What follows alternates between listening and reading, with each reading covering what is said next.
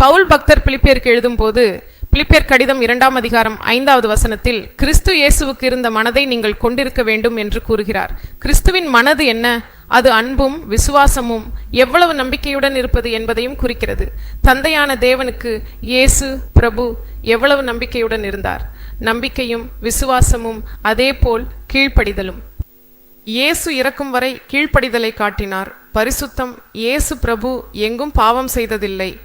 என்னுள் பாவம் இருக்கிறது என்று உங்கள் யாராவது நிரூபிக்க முடியுமா என்று அவர் கேட்கிறார்.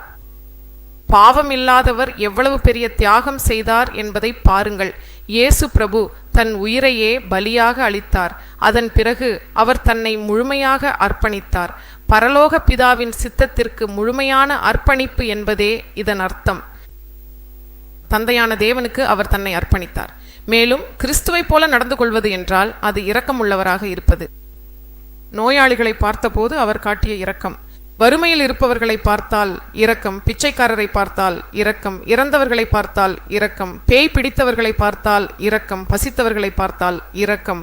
இரக்கம் இரக்கம். கிறிஸ்துவின் வாழ்க்கை முழுவதும் இரக்கம் மற்றும் கருணை. மேய்ப்பர் இல்லாத ஆடுகள் போல் மக்கள் அலைபாய்ந்து திரிந்தபோது அவர்களை பார்த்து அவர் அழுதாராம்.